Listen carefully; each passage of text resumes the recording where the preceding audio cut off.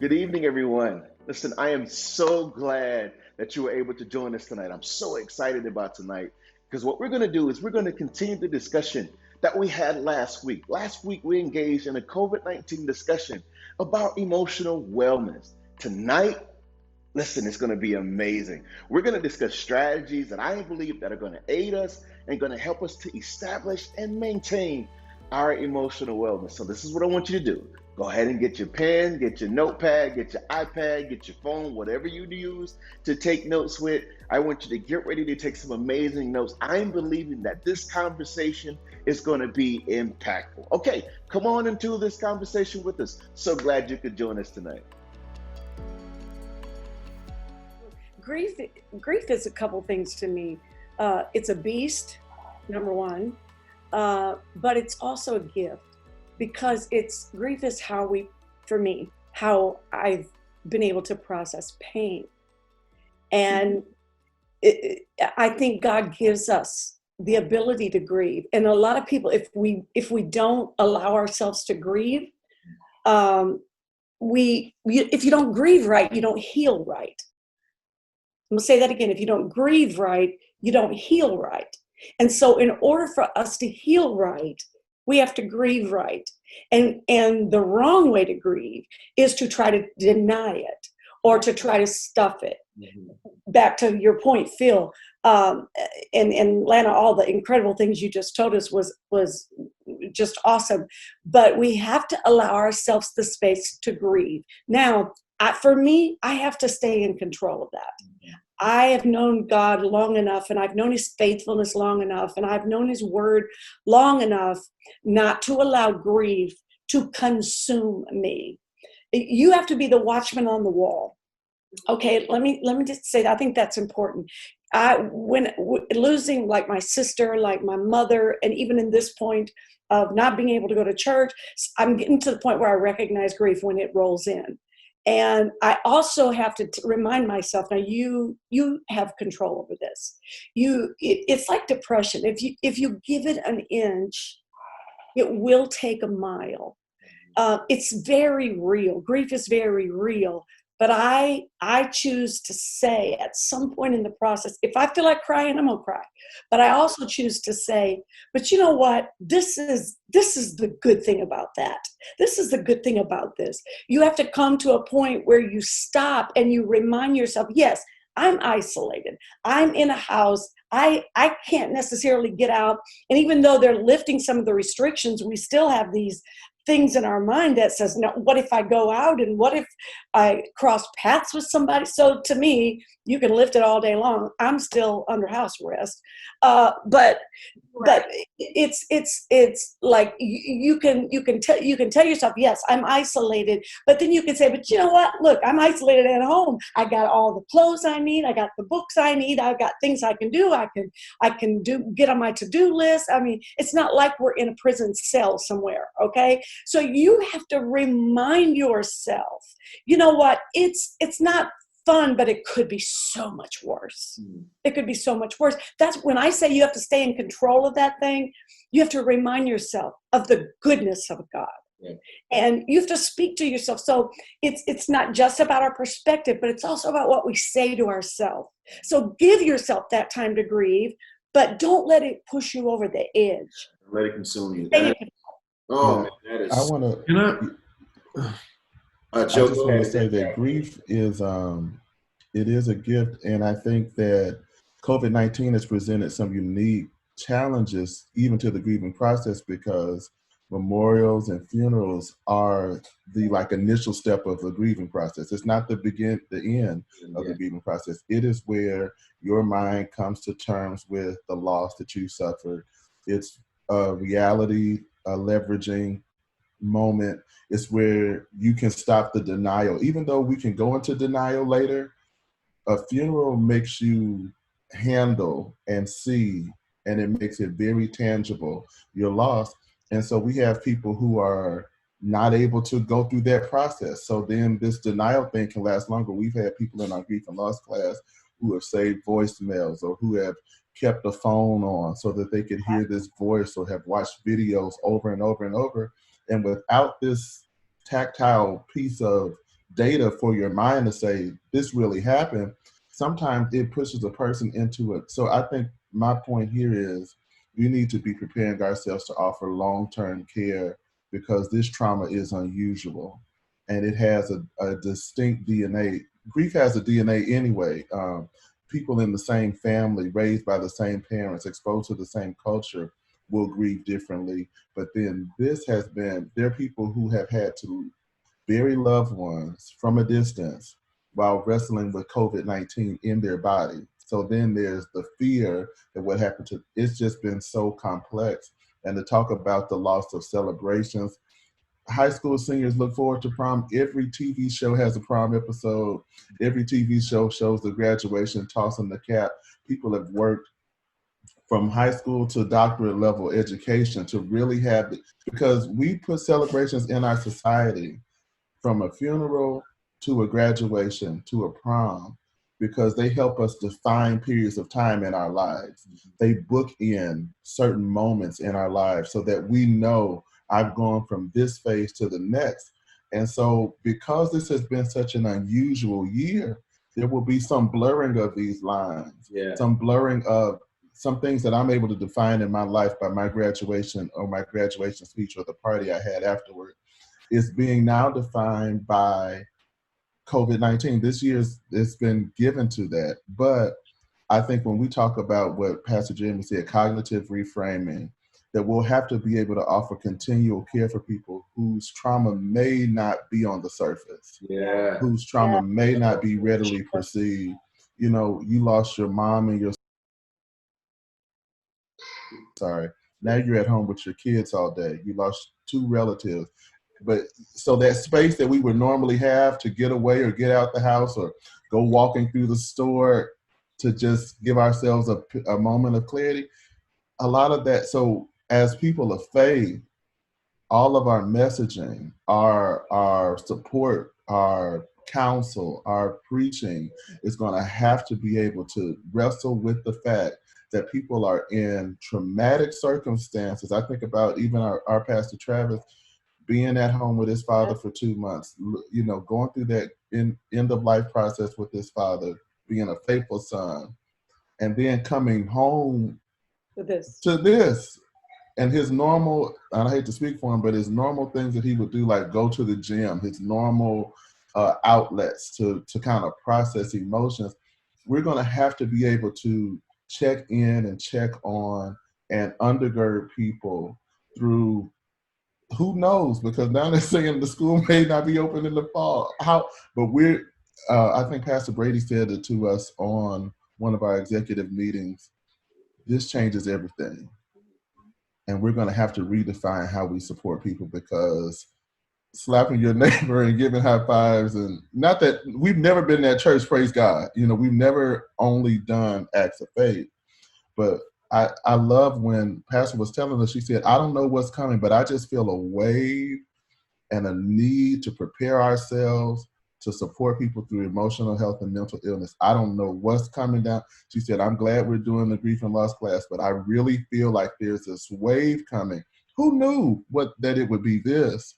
But we're going to have to really, more conversations like this are needed to help transition us out of this phase. Yeah. So if there's anybody who's watching this you've lost a loved one. I mean, I lost my dad in February. And I think one of the things that has kind of helped me kind of walk through this process is, everybody on this call. But C.S. Lewis has a quote that says that the death of a loved one is like an amputation. And so you talk about reframing your mind. I've had to reframe my mind, and I had to look at myself as someone who has had an amputation. And a part of recovering from having an amputation is rehabilitation. It's learning a new normal. It's rehab. It's stretching. It's learning motor skills again. It's learning life again without the thing that you lost.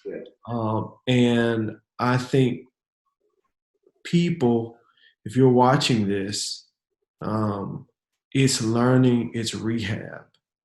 And sometimes while you're going through rehab, you're not going to be able to run like you used to run. You're not going to be doing things like you used to do. And that's where the frustration comes in. Because I should be happy on my birthday, but I'm not. I should be happy for certain things, but I'm not. And I think for people who are walking with people who are grieving, I think the greatest compliment or the greatest thing that you can do in walking with someone or being related to someone who's walking through grief is just letting them know that you're there if they need you. Sometimes it's not about how are you doing, because if you ask me how I'm doing, there's a water hose. But just knowing, hey, I'm here. Pastor tapped me on my shoulder the other day. Or it's an embrace, or it's hey, I'm here for you. Hey, I'm over here, or a smile or something. I think if you're with someone, if your husband or your spouse or your friend or whoever it is, they've lost someone. I just think that them knowing that you're there if they need you is one of the hugest things than trying to conjure up words or just trying to say the right thing. Sometimes the right thing is just knowing I'm here if you need me. Yeah.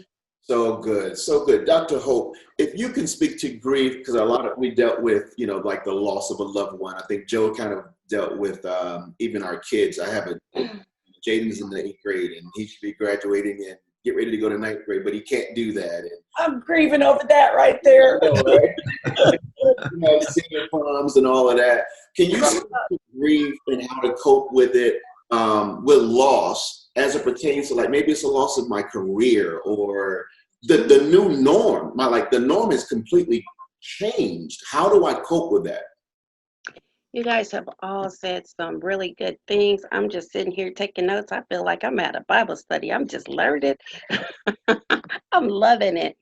I completely understand that, and I'm actually going through that as now. My number 2 is supposed to graduate from college on May 15th, and it is a big milestone. But we have to reframe how we're thinking about it. No, we can't have the big party and invite everybody over and take lots of pictures. We can't go to Oklahoma Baptist University and scream when they call his name. But we can put 6 lawn chairs in our backyard and play the pomp and circumstance and dress him up in a robe and a cap and have a graduation. It's really about how you are looking at things and reframing, even when there's a loss. It's about, again, how you lost. Most of the people that I have talked with who've lost jobs have lost jobs before and have come back and said, well, I got a better job. Mm-hmm. That loss ended up leading into a better job. Mm-hmm. Think about that. Where have you been before when you've lost? How did you get through that loss? Utilize some of those same thought processes and things that you've done to get through that. No, you can't have a celebration of a 16th birthday, but you can have your family and friends drive by and honk and drop off gifts in the yard. I think I saw that on Pastor Brady. Happy belated birthday. I think I saw that. But you have to think outside the box is what I wrote. Yeah. Even when you are grieving, even when you've lost someone, inside the box says we go to a funeral, we march down an aisle, we view the body for the last time, and then we go bury them and have a repast, and then we start life without them. Okay, that's what was in the box. What's outside of the box? Inside the box says we go through a traditional graduation ceremony. That's not possible. That's inside the box. What's outside of the box? And getting people to think, okay, I can't do that. But what can I do? I can't go and be at the hospital with mama while she's there and while she's going through this. But what can I do? I can't remember, somebody can help me. It's the Broadway performer who was in the hospital, and his wife's been cataloging his journey on Facebook. From She, Hamilton? who was that? Is he Yeah, he's been on. I've kind of been following it, but not so much.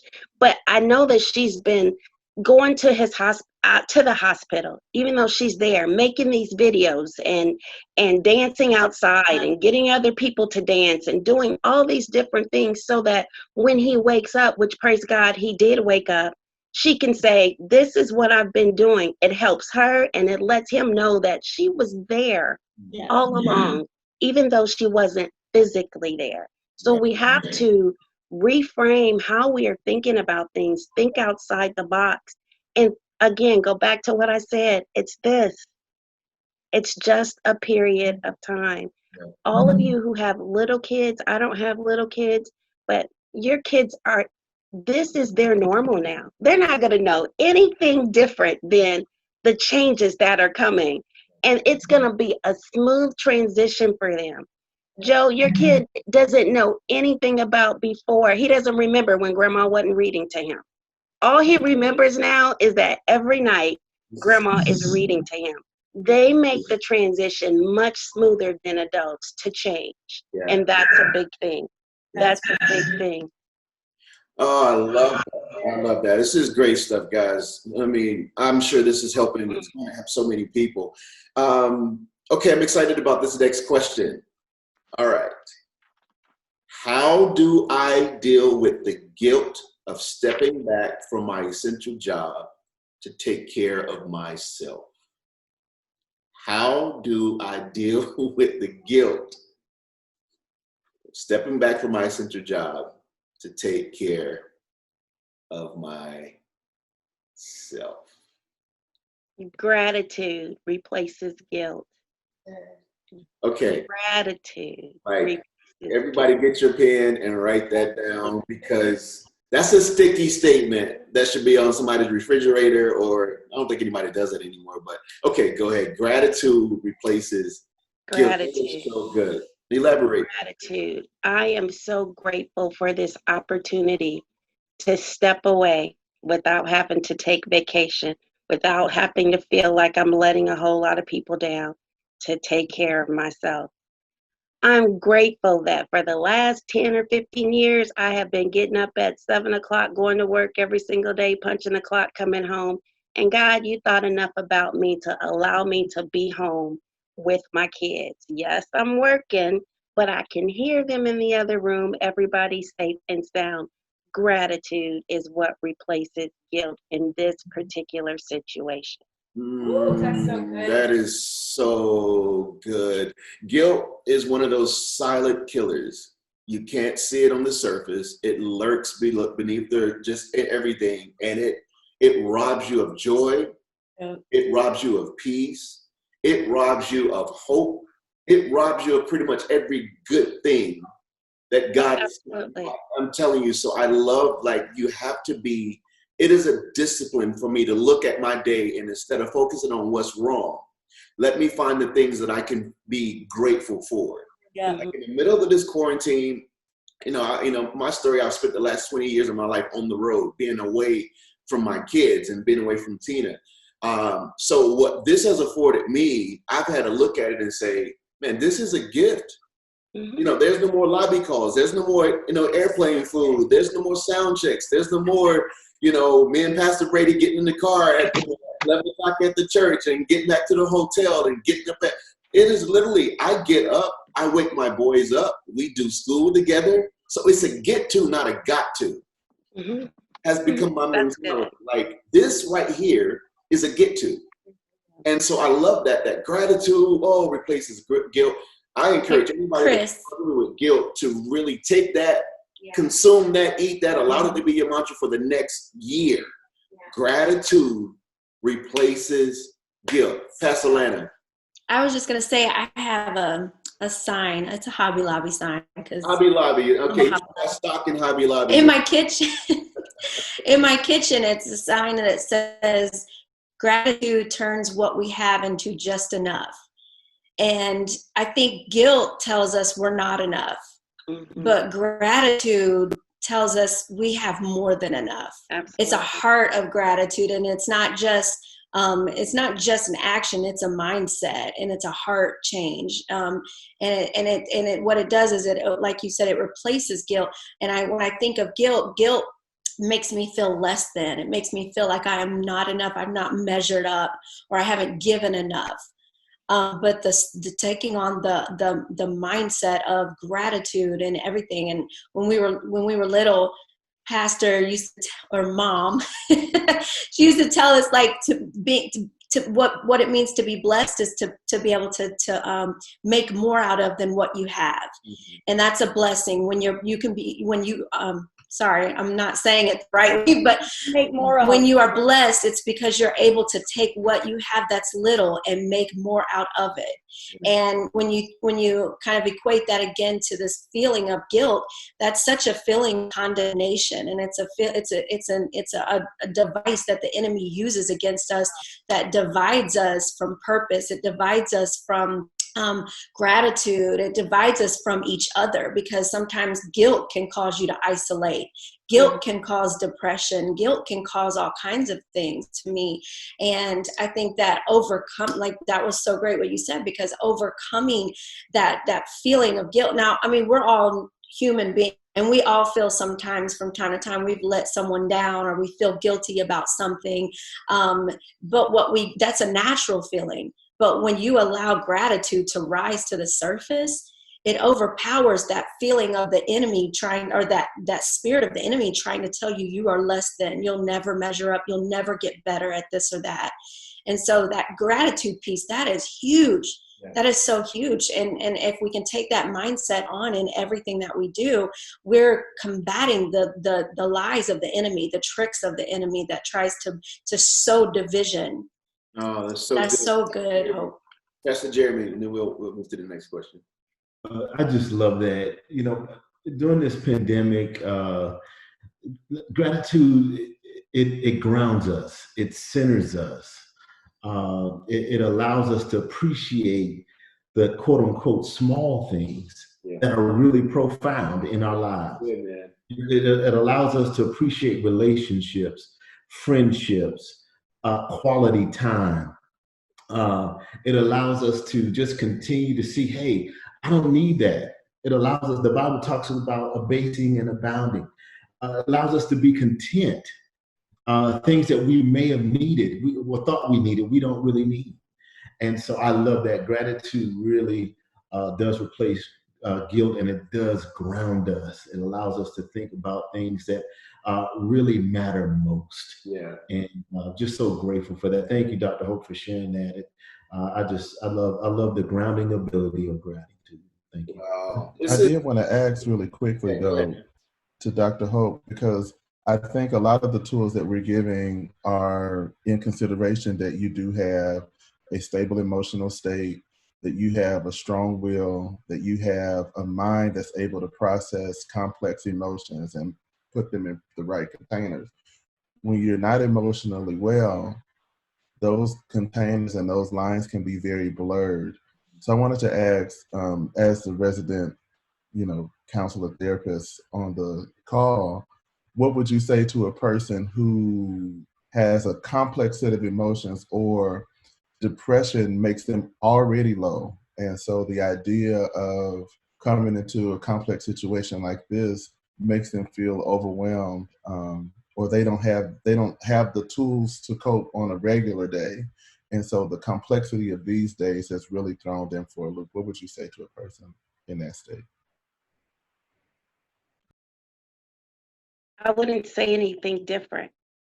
I would say the exact same thing, because gratitude is universal. There's levels of gratefulness. Some people may not be able to look at a deep meaning of gratefulness. I'm grateful for the birds that sing. I'm grateful for the trees that provide shade, but they can say, I'm grateful that at least I have shoes on my feet, or at least I have clothes on my back, or I'm grateful that I have somebody to talk to. Because gratefulness, it comes from a different side of the brain. It is not necessarily something that's negative. Gratefulness is positive.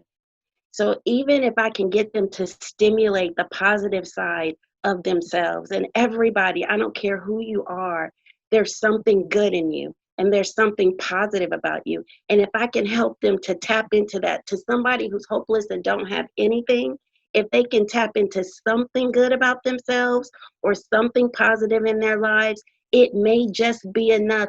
I used to hear preachers when I was younger say, tie a rope and tie a knot and hang on to it. It may just be enough for them to just like hang on to. I would still say, no, you don't have a job.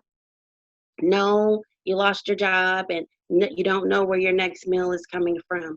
But who do you have in your life that can help you? Here's some resources. There are things that can help you. You can be grateful for that. You're grateful that you're here talking to me, or you're grateful because I'm going to help. I'm going to do whatever I can. If I got to go home to my own pantry, I'm going to do. So be grateful. Let's find something to be grateful for, because it's the polar opposite of destitute and hopelessness and helplessness.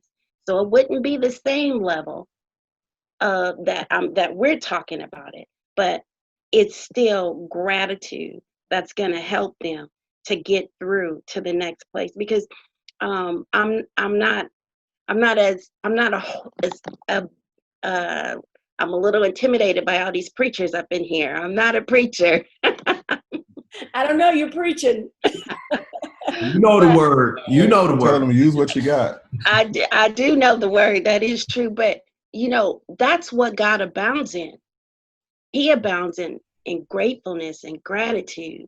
And so even if you're destitute and hopeless, but you can find a little something to be grateful for, that's the might.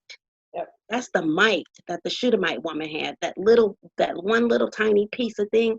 Gratitude is that for anybody. Yeah. If someone is watching this now and they are struggling with helplessness and helplessness and feeling like all is lost, look around you. Your sphere of influence is right in a circle around you. Just look around you. Find one thing. If the lights is on, I'm grateful. Yeah. If you got a floor to stand on that's not dirt, I'm grateful.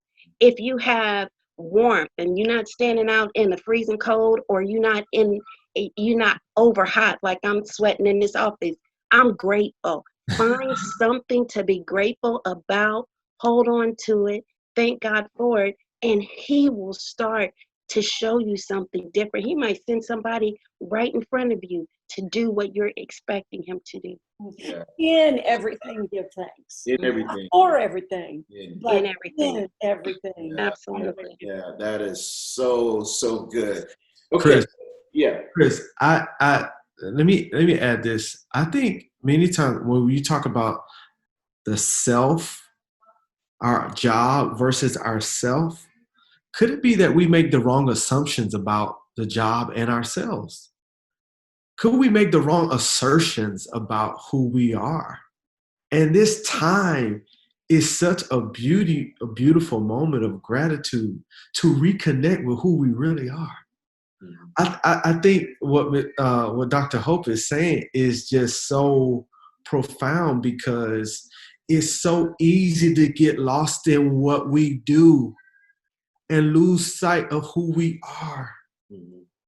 It's so easy to just be doing instead of being.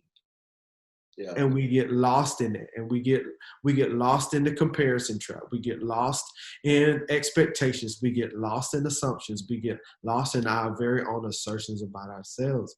But this moment affords us this wonderful opportunity, if we're willing to face the reality, is to be one with ourselves again. I mean, that's what I see, that the opportunity that God lends us is to really be one with Him again. Yeah. Is to really be centered, reconnected, and centered in Him. I just wanted to just add that. I love that. I love that perspective. The doing aspect is the thing that's always been celebrated. We live in a society that don't celebrate too much of the being. But if you can get the being right, you'll never have a problem with the doing. Wow. That's just the name of the game. So thank you, Pastor Travis, for leaning into that. Okay, let's move to this next one. How do I communicate my need for space to my spouse or children? Let's go to the Bostons for this. All right. They are over our Northside Kids, our kids ministry. So I'm sure you guys, I'll read the question again. How do I communicate my need for space to my spouse or children? Take it away. Oh, this is such an excellent question. Well, I think we first start with communication, period. What is the culture of communication in your home?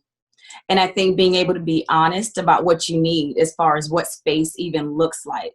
Because sometimes you need actual physical space. You need to separate yourself from everyone and everything that's going on. And then there are some moments where you can be around everyone, but you just don't want to be asked for things. You don't want to be talked to. You don't want problems brought to you. You don't want to be the one that has to get up and pour the juice or make a sandwich for someone. Yeah. So I think there's the just defining of that space that you need and being honest about it.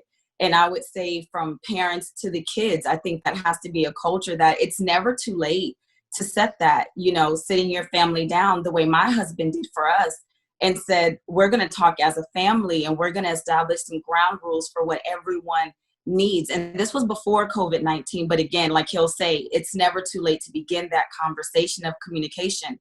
And so how we relate to each other and how we respond to what each other needs is not based on treating him the way I need to be treated. This was an opportunity to say, this is what I need and how I like to be treated. And then having, our kids say, well, this is what I need. This is how I need to be treated, and getting an understanding. So each sibling could hear each other and what they needed. Each sibling could hear us and what we needed individually and collectively. And I think that's just a place to start. And again, not feeling guilty for that, because I think we sometimes determine that we're selfish when we think self-care because of the root word self.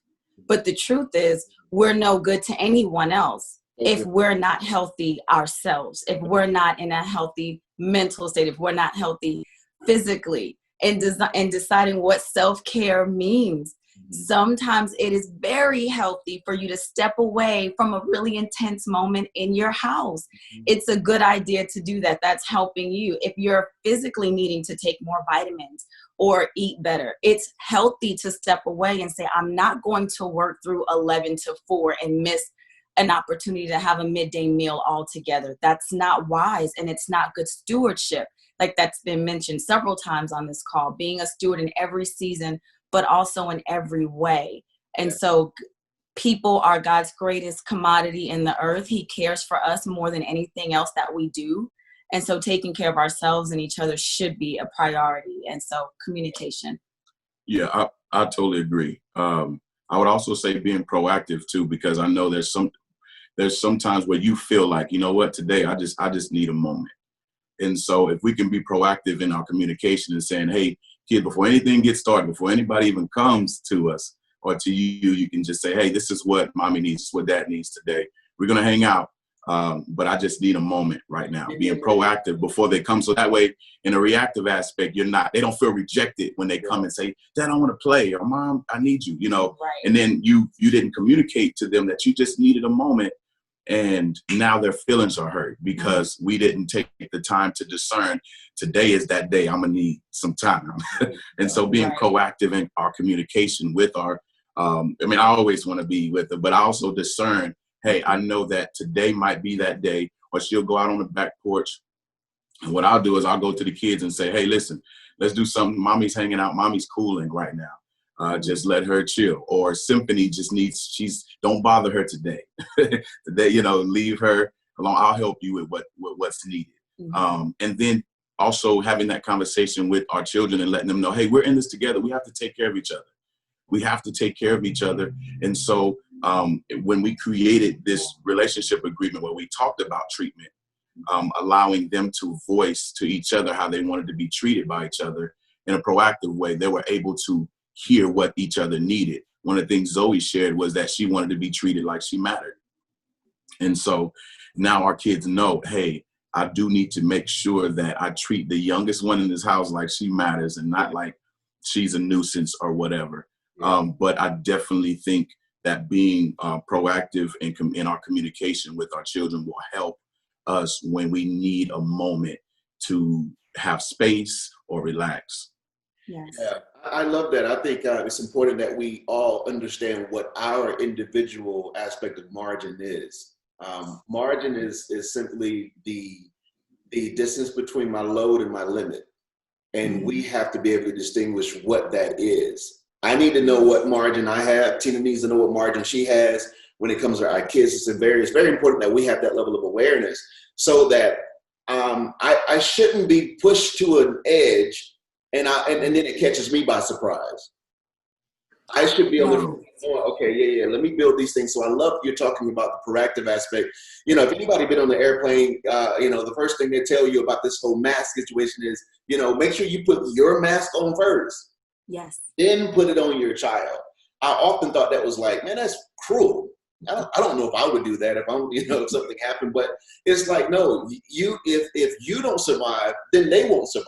So you need to make sure that you're taking care of you first, so that you can make sure that they're going to be taken care of. So that level of self-care, I think, is very, very important. The manner in which you communicate it, how you communicate it, is very, very important, especially when you're talking to your spouse. You just can't be like, yo, give me like 10 minutes right now. Yeah, that's going to be a fight. You don't want to do that. So I love that. Phil, you were going to say something.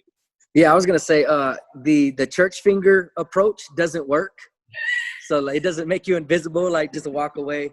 But I think the communication aspect is vital.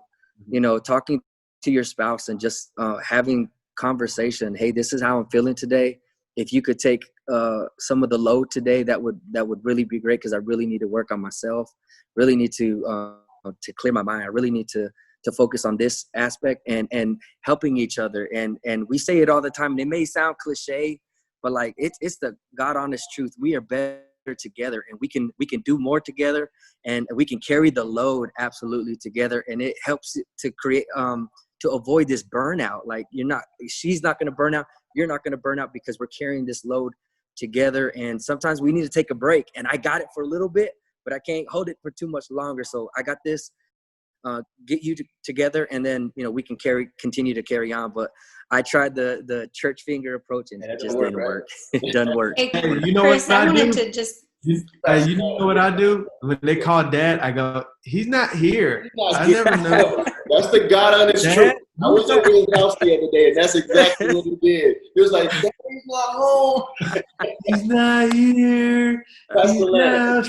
I just wanted to say, first of all, I love Keedron, what you were saying about how basically you advocating for your wife and advocating for each other as spouses when it comes to your children, letting them know, hey, this is my wife, this is my friend, and I need to tell you she needs some space. I think that's so great. I was thinking about another pastorism. One of her words of wisdom was she's always said, communication makes cooperation a whole lot easier. And I think if you're a single parent and you're watching this, oftentimes you feel like all you do is advocate for yourself, or all you do is try to mediate between the children. But communication to kids, man, we overlook that and we underestimate that oftentimes. We're just telling them to do stuff and go do this and go do that, or leave me alone right now. Well, what does leave me alone mean right now? That might seem harmful and hurtful, and it might seem like I already am left alone. I don't have my friends around. I can't go play at school, I'm not able to go and, to my classroom and daycare or my summer camp, So I think communication to our children, whether you're married, whether you're single, I think this is, we have time to communicate, and we need to take ownership in being better communicators to our children and say, here's the reason why, because every opportunity is a learning opportunity, a teaching moment for them. And so sometimes we can be dismissive, but what we have to do is we have to actually take time to break down, what does this mean that I need some space right now, and be honest, because what we're doing is is we're teaching them emotional wellness at an early age, instead of teaching them, do what I said because I said so because I'm your mama. You know, we got to we're already slowed down. So why not take this time to even teach our kids? I saw a video not too long ago about kids, and they were talking about, like, what does it mean to be quarantined, you know, with your parents? And this one kid just said, I just need my parents to know I need space too. You know, and sometimes we need to teach our kids, like, I don't have to give you 1,500 things to do, chores, just because I'm home and I see everything now. So now I'm gonna load you up. And so as soon as you're done with school, you got to do this, you got to do that. You know, we gotta teach them at an early age to respect privacy, respect space, and we teach them through communication. Yeah. And sometimes, like I said, we underestimate what they're able to understand. Yeah. They understand a whole lot. And what we can do is we can either teach them or we can just show them through actions. Yeah. And I think teaching them through words will last longer than just shutting your door and you know, just being dismissive of them and what might seem normal language. After a while, it just becomes hurtful, you know? And so communication makes cooperation a whole lot easier. So good. That's so good. No, that's really good. Pastor Brady, you were saying something? I just said, write the vision, make it plain. Come on now. That No, and that's an excellent. You know, I'm just going to always bring a scripture for a thing. How about that? That's my contribution today. That's good. Okay. Good. That's so good. You guys were saying something before we go to the next question? Yeah. Yes. No, I was going to say it, you know, Pastor hit it on the head, write the vision, make it plain. And that's exactly, and I want Keaton to talk a little bit more about that because he has shared this a little bit with Pastor Travis and some of the other men, but I did want him to talk about what even writing it and what that conversation even looks like, because Pastor Lana, as you said, you are correct. You know, we're teaching them with our words, but when we're living out the action as well as teaching them with words, like when I say that I need space, I'm going to be in my room for another hour or so, and I'm not doing anything important. Maybe I'm just relaxing. You will not surely die. You can manage for about an hour. And this is what I'm doing. So talking to them and showing them, and then be mindful to come back out. If you can come out in less than an hour or an hour, try to keep your word to them so that they begin to make the connection between what my family says they need and what they're actually doing. And we say the same thing to our older kids. Like, if you're going to tell them you'll help them with something in a minute, give them time. Look at your phone and see if it's 12:37. Tell them 10 minutes is going to be 12:47, and then honor what you said you would do so that they learn to respect your word for that. And then they'll appreciate when you say, I can't do it now, but I can get to it. But Kedron, you did have us write down what, you know, that conversation and what we needed looked like for the family. And we normally post it. It's normally right behind us, but we've had to take it down for some other shoots and meetings. But can you talk about that? Yeah, sure. So we know, like in the kingdom, it's more about relationship than rules. Mm-hmm. And so when we just have a bunch of rules in our house, we already know that people don't like rules. People don't even follow rules. Innately, we're rebellious. And when we look at it, like, rules don't have a heart. You do.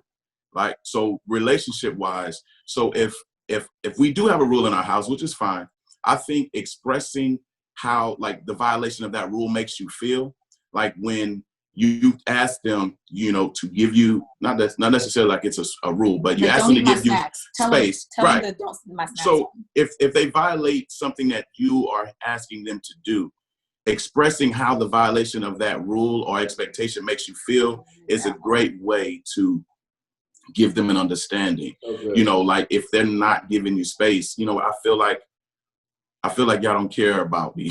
Not trying to make them feel guilty. It's not about that, but expressing to them how it makes you feel, so that way they can understand that you feel too. You know what I mean? You're not a superhero. I mean, because our kids look at us, our sons and daughters look at us like nothing. You know, my mom never gets tired. My dad never gets tired. He is my hero. She is my shero, right? But when we express to them how certain things make us feel, that it just hits different. Oh, that's so good. That's so good. Yes, sir. Oh man. Okay. So we have about 1 or 2. Pastor Jeremy. Unmute. I just wanted to add, as an educator, I was able to see that kids have a level of stress that sometimes parents and adults we forget about. Mm. And it's so important that we're cognizant that they do have a stress level. We may think that we're under stress in terms of financial or, the marriage or whatever, but they have a level of stress too. That we have to remind ourselves about with our children. And our level of stress sometimes comes down on them. Even through this pandemic, they may not be able to articulate or express how they're feeling, but sometimes our stress transfers to them. And I think it's just cognizant. If you're a single parent, if you're a two-home parent, remind yourself that they're under stress as well. There's good stress and bad stress. We all know that. But there are some ways to continue to help them cope through stress levels as well, in terms of giving them outlets and Keaton and Ventura and Pastor Lana have such a myriad of things on our website that you can look at and go to for resources to help them, not only from a cognitive level, but to get them exercising, to get them having brain stimulation, brain breaks. So we just have to remember that kids are under stress as well. Yeah. And parents, it's our responsibility to make sure that they reduce their stress. And also what Keegan and Couture was sharing in terms of the working agreements, it helps to bring about an organic balance for the family. So I love that, Keegan Couture. Awesome, man. Can I add one thing before we transition?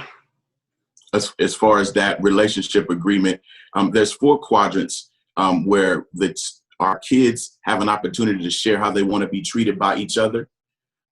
We as parents have an opportunity to share with our kids how we want to be treated by them. And then we give them an opportunity to share how they want to be treated by us. And then the 4th quadrant is how we all agree that we're going to treat and take care of our home, as far as making sure we put things back where they go. We, do chores in a timely manner, but everybody has an opportunity to share how they want to be treated in their individual quadrants. So our kids can share. They have their own voices to say, hey, Aaron, Symphony, this is what I need from you. And then we share as parents, hey, don't mess with daddy's snacks. If you do, ask me before you go in there and eat my snacks. I know my snacks are good, but ask me first, right? And then our kids are saying things like, don't compare us, it's just a conversation that we have corporately together, proactively, because we're going to talk about treatment either way. Stop picking on your brother. Clean the dishes. We're going to talk about this stuff either way. And so when we sit down as a family and say, this is what we're going to create, because I want to hear how you want to be treated by me as a parent. I need you to hear what we need from you as parents. I want y'all to talk to each other as siblings and let y'all know how y'all need to be treated. And this is what we're going to do to take care of our house, to add to the culture of our home. And that just makes for better, this gives all of us some accountability, because our kids are saying, hey, they're not keeping up their end of how they say they were going to treat me. Oh, yeah. We even have them to sign it. They sign it. It's like a contract on treatment, not rules. It's about relationships. So just wanted to kind of give some context to what we're kind of sharing right now. This has been absolutely fantastic, guys. I mean, the information that everyone has shared has been impactful. Let's do one more question. What are things I can do to protect or safeguard my mental health during this pandemic? Dr. Hope, we'll start with you. What are some things I can do to protect or safeguard my mental health during this pandemic? Monitor what you take in. Monitor what you take in. If you are watching the news, CNN, Fox, and every news station that has only negative things to report, that is going to contribute to anxiety and depression. If you're talking on the phone to your friends and all your friends have to do is talk about the pandemic and what they lost and how life isn't working out for them, you need to talk to somebody else who's got some positivity, who can promote positivity, who can promote health, strong mental health, who can promote good things. You have to monitor what you take in because I always use this analogy. You can't throw a blue boomerang and get a red one back. If you throw a blue boomerang is what's going to come back to you. What am I saying? If you take in negativity or if you're putting out negativity, that's the only thing that you can get back. And worry, anxiety, talking about loss and disappointment and frustration, the only thing that can come back to you is those things. But if you start promoting, I tell people, you can come out of this pandemic or this situation winning or losing. That's the only two ways that you can come out. You can't come out neutral. There's going to be a win. You're going to either win or you're going to lose. And you determine whether you win or you lose. And you win by thinking positive, by focusing on how you can get out of this better. How I think it was said before, focusing on, I think Pastor Lana said it, you're going to come out with what you've learned. You're going to come out with better, so one of the ways to get through this is monitor what you take in, because what you take in, it filters throughout your entire being, and it's what you give out, and it's what you look for, and it's what you draw. Wow, that is so good. I Pastor, wanted to, I'm sorry. no, I wanted to add to that because literally early in this was conspiracies going around. Everybody was inboxing. I don't know if your family's like mine, but we're information junkies. And so there was a theory about how it started and who contributed to it and who was at the highest risk. And then there were spiritual theories. And I want to say that mental health illnesses hide in the guise of spirituality sometimes. And so I'm careful of everything I digest. And what that looks like in a practical sense is I unfollow, I block, I don't share or repost. It literally is me saying I refuse to think on these things, to the extent that my mother-in-law sent me a video and she respects my opinion. And she wanted me to watch the video and give her my feedback. Well, the video was about the end of times and eschatology and this being a sign of the beast. And if you add all the letters in COVID, 3666, and it just turned into this whole theory about confusion. And so I got about 2 minutes into the 10 minutes and I turned it off. And I sent her a message back that said, Mom, I love you, but I want you to understand that I'm safeguarding what I process at this time. I will not watch this video. I think people are welcome to theorize about what this situation means. They're free to take a biblical perspective. They're free to pretend to be prophetic. I think if you were really prophetic, you would have told us this was coming and to buy toilet tissue back in December, but you didn't tell us that. And I choose to not engage not only in the discussion of it, but in the digestion of it. Because once you take it in, you really can't get it out. And once you allow it in, and Pastor said something during the first weeks of this pandemic, she said, I want us to be alert and not alarmed. And I've lived by that. And so my alert means that I will check in with the news. I will look at the statistics. I will look at an occasional news conference, but I'm not sitting there solely digesting that. That's literally me telling the people in my life that I have boundaries. And even though I was honored by the fact that she respected my opinion, I didn't let that honor put me in a place of discomfort, because sometimes we'll take our role. Many of us are leaders, and so we're supposed to have the right answers. I think I would have even respected from a national perspective if the national government said, we don't know what's going on right now, because what we got for the first few weeks was, is this, we're going to do that, and drink bleach. I mean, it just was like everything, so many conflicting directions. I'm sorry, guys. But it was so conflicting. The information was so conflicting. And I can respect, even as a parent, even as a pastor, as a company CEO. I saw the other day that Twitter suspended in-office work indefinitely. Like, they may never come back to the office.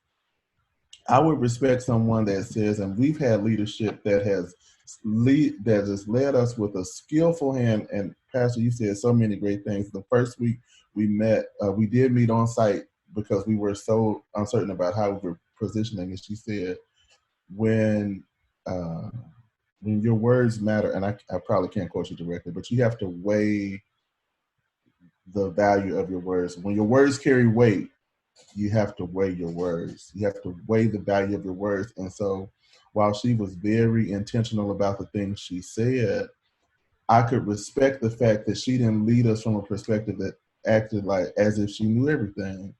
And I think that safeguarding your mental health, your emotional health, means that you have to process carefully what you take in and also determine what you put out. I'm not an expert. I don't have an opinion on everything. I'm an epidemiologist by training. So many people in my family wanted to know from a epidemiological standpoint what's going on. And I'm like, I ain't done that in 12 years. I could not tell you. I have an opinion, but I'm even careful in how I give that out, because sharing misinformation is just as dangerous as being the producer of it, as putting it out of your own mouth. And so I had to literally tell my mother-in-law, I love you, I respect you, I'm not watching this. I also want to add that in safeguarding your mental health, if you have like pathology, if you have some kind of addiction, if you have some kind of issue with drugs and alcohol or pornography or whatever you were doing before the pandemic to get that under control is what you continue to do. So if you were going to AA meetings, you can find them online every hour on the hour. If you were going to drug and alcohol treatment, or specifically Narcotics Anonymous, you can find those treatments online. If you were taking parenting classes to be a better parent, you can still do those things. Everything that you were doing before the pandemic hit to maintain stability, emotional stability, continue to do those things. If you stayed off Facebook and you didn't get on Facebook before the pandemic, don't get on Facebook now. If you didn't watch certain things on TV because you had some pornography issues or other, don't watch those things on TV.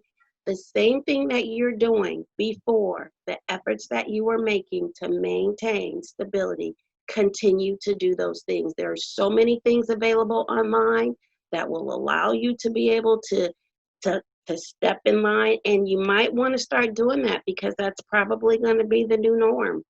It's probably good. If you can find an AA meeting that you can go to, it's going to be far and in between over the next 6 months. So get online, find that meeting. If you need to go to some substance abuse or physical abuse, anger management class, all of those things are available. So to maintain a healthy mental health, continue to do the things that you were doing before.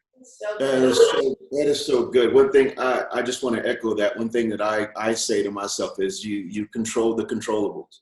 That's something that you can control. Okay, what we cannot control is the outcome, how long this thing is going to last, who we're going to lose. If I'm going to lose my job, if my finances are going to, take a downturn. But one thing I can control is the stuff that you just gave right there. I can control my peace. I can control what I allow to come into my ear gate and my eye gate, what I allow to come into me. I think that's very, very important. And I think the focus should be on that.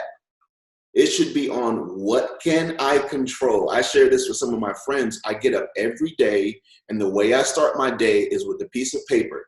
And I draw a line down the middle of the paper, and on one side of it, I have controllables. On the other side of things that I cannot control. And I list them out. And what I do is I'm intentional about looking at the things that I put in that little left tab of things that I can't control, and I focus on those things. And sometimes I do a great job of it. Sometimes I fail miserably. But I try to be intentional about controlling the controllables. So if you're watching today, I just want to encourage you to do that. It is very, very important. It allows us to control the atmosphere. It allows us to control our day, and all of those things are very, very important. As we get ready to close, I just want to again say thank you so much to Pastor Brady for just being a forward-thinking leader. And I'm saying this because most pastors don't engage in conversations about mental health and emotional wellness. It's all about faith and prayer, and just pray about it and just have faith about it. But I'm so appreciative that you're like, no, we need to have conversations about depression, about anxiety, about fear, about people going through these types of things, how this pandemic is affecting them. And so, Pastor, I celebrate you, and I thank you so much for creating a forum that we can kind of talk to people and let them know that it's okay. You are not in this by yourself. The thing that this pandemic has done is it's not prejudiced. It doesn't matter if you're red, yellow, black, or white. It does not discriminate. It has affected the world. You are not in this by yourself. I'm going to say that again. You are not alone. And so we're just covering you. We love you. Thank you to all of our panelists, and we love you guys, all of the pastors. And of course, Dr. Hope, you and your sticky statements. We so appreciate you taking the time out of your busy schedule to share with us today. And so we're going to have some more of these Zoom calls that are coming, where we're going to really unpack some questions, some more questions, some answers, some live Q&A. So we're excited about that. And so we love you guys. Pastor Brady, just close us out with whatever's on your heart. Yeah, first of all, let me just say thank you again to everybody. And Dr. Hope, thank you for your time, for all of you. I do want to encourage everybody, when you talk about the controllables and the non-controllables, I know that many of the restrictions are being lifted, and they're saying you are free to move about the country. I just do want to encourage you in this moment to use wisdom. Be careful. Just because they say you can go doesn't mean you have to go. And it is very imperative to me, I think, and I feel like I've got your best interest at heart. Wear your mask, wear your gloves, stay home if you can. Let's ride this thing out. Like Dr. Hope has said, it's this. Mm-hmm. Let's survive it. Let's come through it. I don't want to lose anybody in this. And so just because they say you can go and do and stuff, I think wisdom says, let's just chill out a little bit longer.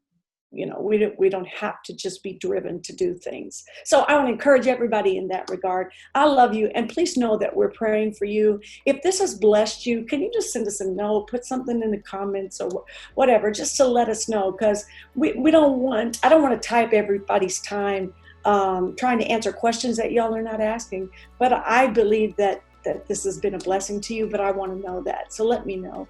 And like Chris said, we're going to do it again. We still got so much more to talk about. All right. Love you guys. Bye, everybody. Love you, Lord. Bye, Lord.